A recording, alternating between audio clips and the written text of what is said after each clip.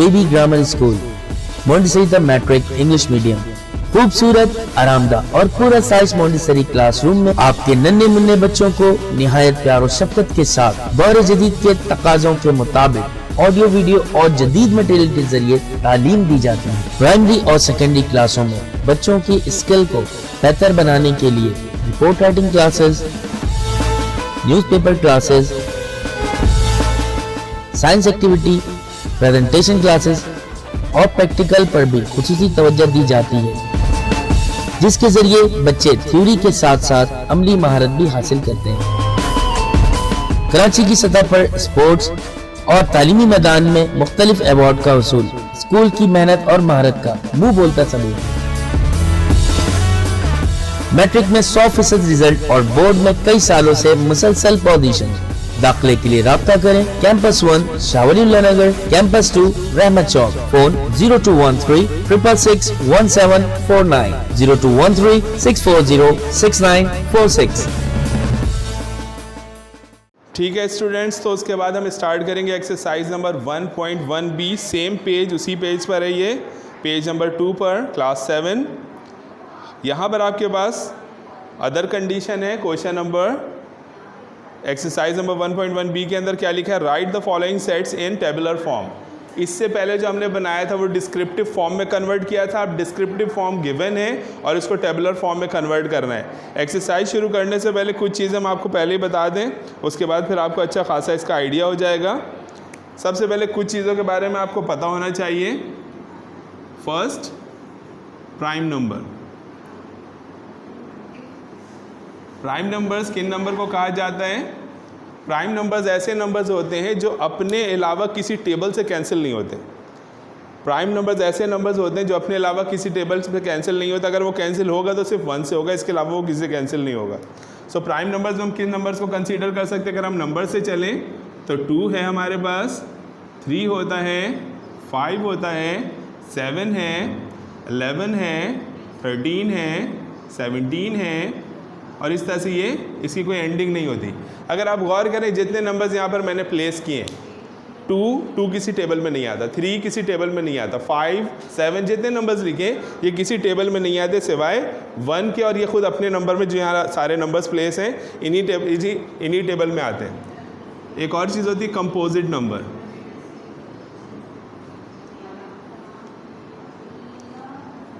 Composite numbers किसे कहते हैं हम? वो नंबर्स, कंपोजिट नंबर्स उन नंबर्स को कहा जाता है जो अपने अलावा किसी भी टेबल में आ जाते हैं।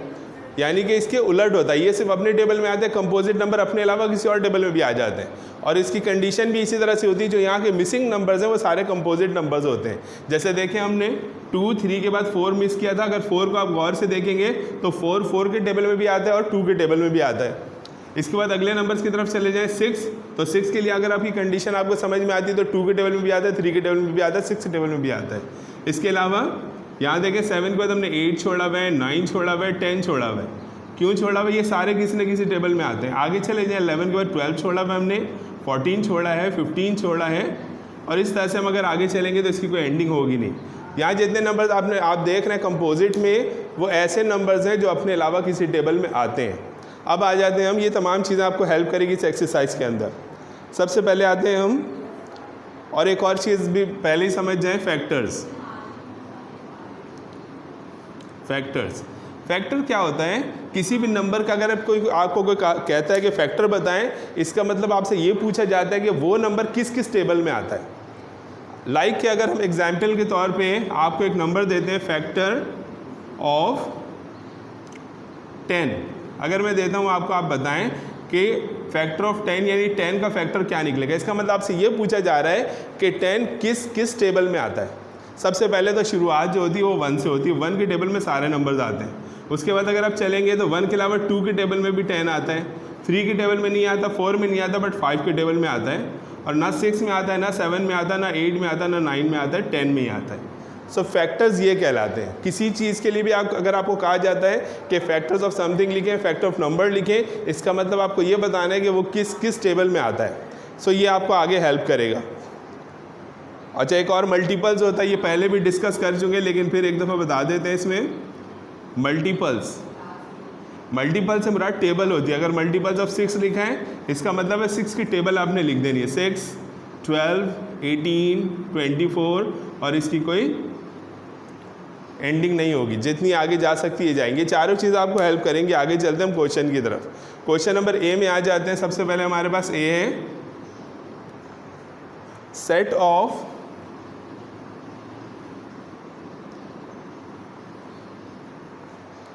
numbers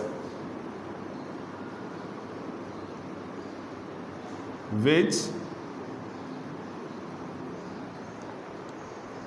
are neither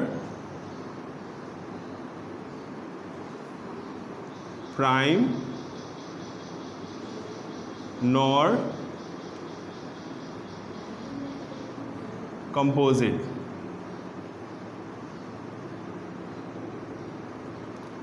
यानी क्या लिखा है आपके पास, सेट ऑफ नंबर्स, ऐसे नंबर्स का आपने सेट मेंटेन करना है, टेबुलर फॉर्म में लिखना है, जो ना ही प्राइम हो ना ही कंपोजिट हो। अब ज़रा नंबर्स की तरफ आए, जो ना कंपोजिट में आता हो ना प्राइम में आता हो।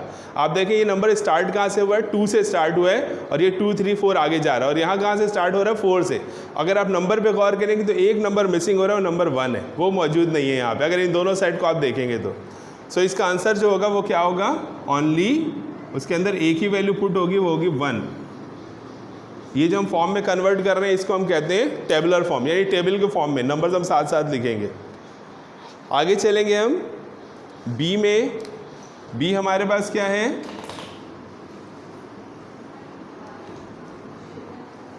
Set of all integers, set of all integers between -7 and +7।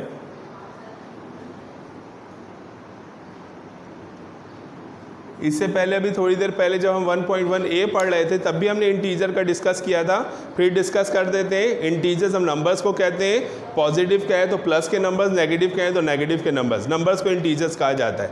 अगर हम सेट बनाएंगे इसका, सो देखिए स्टार्ट कहाँ से कर रहे हैं, -7 से। -7 आगे चलेंगे, -6, -5, -4, -3, -2, -1 एंड देन -1 के बाद अगर हम पॉजिटिव की तरफ जाएंगे तो हम पहले 0 लिखेंगे, फिर उसके बाद लिखेंगे +1, +2, +3, +4, +5, +6, +7।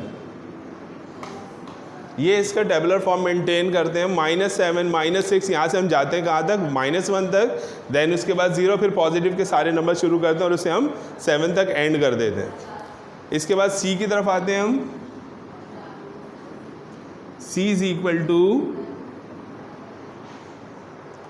Set of factors of 56, set of factors of 56। अभी देखिए हमने फैक्टर के बारे में आपको पहले भी इंडिकेट किया हुआ है कि फैक्टर क्या होता है, वो नंबर्स, वो तमाम नंबर्स जिस टेबल में 56 आता है वो तमाम के तमाम नंबर्स आपको मेंशन करने हैं इसमें। सो सी की वैल्यू सबसे पहले हम आते हैं। 1 एक ऐसा नंबर होता है जिस टेबल में हर नंबर आ जाता है। सो सबसे पहले हमने पहला नंबर प्लेस कर दिया 1। उसके बाद चलेंगे हम आगे, और आगे हमारे पास 56, 2 के टेबल में भी 56 आता है। अगर ये भी आपको आइडिया होना चाहिए कि अगर आखिर में इवन नंबर होता है तो वो 2 के टेबल में आता है। सो यहाँ पर हमने 2 भी प्लेस कर दिया, यानी 2 के टेबल में आता है। 3 के टेबल से के लिए चेक करने के लिए आपको मेथड पता होना चाहिए। 3 के टेबल का मेथड मैं आपको बता देता हूँ। यहाँ जो दोनों नंबर्स हैं इन दोनों को अगर हम प्लस कर दें, 6 और 5 प्लस करेंगे तो कितने होंगे, 11। 11 3 के टेबल में नहीं आता, इसका मतलब 56 भी 3 के टेबल में नहीं आएगा। ये एक मेथड है, शॉर्ट मेथड। 3 के टेबल से कैंसिल करने के बजाय मेथड क्या होता है, अगर इन दोनों नंबर्स को हम प्लस कर दें, 5 और 6 को प्लस करेंगे तो कितने हो जाएंगे, 11। अगर हम चेक करेंगे वो 11 3 के टेबल में आता ही नहीं आता। अगर 11 3 के टेबल में नहीं आता, इसका मतलब वो 3 के टेबल में 56 भी नहीं आता। ये एक आइडिया होता है, शॉर्ट आइडिया है इसका। 3 के टेबल में नहीं आता। 4 के टेबल से इसे आप कैंसिल कर सकते हैं, यानी 4 1 4, तो देखें यहाँ से 1 बच जाएगा, 1 6 16, 4 4 16 हो सकते हैं, यानी 4 के टेबल में आता है। 5 के टेबल में नहीं आता। उसका शॉर्ट आइडिया ये है कि 5 के टेबल में कैंसिल किसी नंबर को करने के लिए आखिर में 0 चाहिए होता है या 5 चाहिए होता है, तो मौजूद नहीं, इसका मतलब 5 के टेबल में नहीं आता। 6 के टेबल से अगर आप चेक कर लें तो 6 के टेबल में भी नहीं आता अगर आप 6 का टेबल पढ़ेंगे तो। 7 के टेबल में आता है, 7 8 ज़ा होता है, 7 8 ज़ा 56 होता है। इस तरह से 8 के टेबल में भी आता है, 8 7 ज़ा। अच्छा, एक तरीका मैं आपको बता दूं फैक्टर्स फाइंड करने का। अब यहाँ देखें हमने 7 लिखा, 7 8 ज़ा 56 होता है और 8 7 ज़ा 56 होता है। जब यहाँ ऐसे नंबर्स आते हैं जो आपस में मिल रहे हो, 7 8 ज़ा और 8 7 ज़ा, इसका मतलब अब आप रिटर्न होना शुरू हो जाए। 4 की टेबल कितने टाइम्स पढ़ने से कैंसिल करते हैं, ज़रा देखें यहाँ से अगर हम आपको दिखाएं 4 की टेबल से अगर इसको हम कैंसिल करें, 4 1 ज़ा 4, 1 बच जाएगा, 1 6 16, 4 4 ज़ा 16, यानी 4 की टेबल कितने टाइम्स पढ़े, इस टेबल में आता है 14 टाइम्स। अब 14 टाइम्स यहाँ प्लेस करेंगे, यानी 14 को 4 टाइम्स पढ़ने से 56 आता है, ये हो गया। उसके बाद ये 14 का हो गया, फिर 2 की तरफ आएंगे, 2 को कितने टाइम्स पढ़ने से 56 आता है, इसको भी चेक कर लें यहाँ पे। 2 2 ज़ा 4, 1 बच गया, 1 6 16, 2 8 ज़ा 16, यानी कि 28 टाइम्स पढ़ने से आता है। और उसके बाद 2 के बाद फिर 1 की तरफ आएंगे तो 1, इसका मतलब क्या है 56, यानी 56 को 1 टाइम पढ़ने से 56 आता है। इसका मतलब क्या है कि फैक्टर्स ऑफ 56 में कौन कौन से टेबल आ सकते हैं। 1 की टेबल से हो सकता है, 2 की टेबल से हो सकता है, 4 से हो सकता है, 7 8 14 28 एंड 56, ये सारे वो नंबर्स हैं जिस टेबल में 56 आता है। इसके बाद हम आगे चलेंगे, आगे प्रोसीड करेंगे, हम क्वेश्चन नंबर डी की तरफ जाएंगे। सी हमने अभी कंप्लीट किया हुआ था, डी देखें।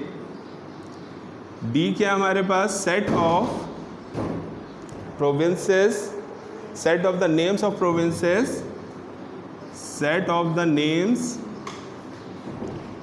Of provinces of Pakistan.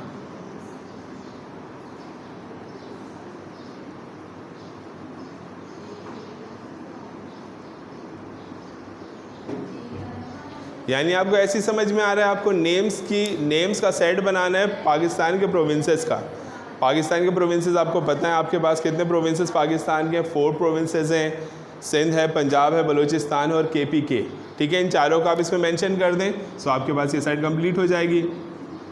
सबसे पहले हम लिखते हैं सिंध, देन पंजाब, देन बलूचिस्तान और लास्ट में KPK। ये आपका क्वेश्चन नंबर डी। ई की तरफ मूव करेंगे हम। ई में हमारे पास देखें क्या है, set of even numbers, set of even numbers, set of even numbers which are prime, which are prime numbers.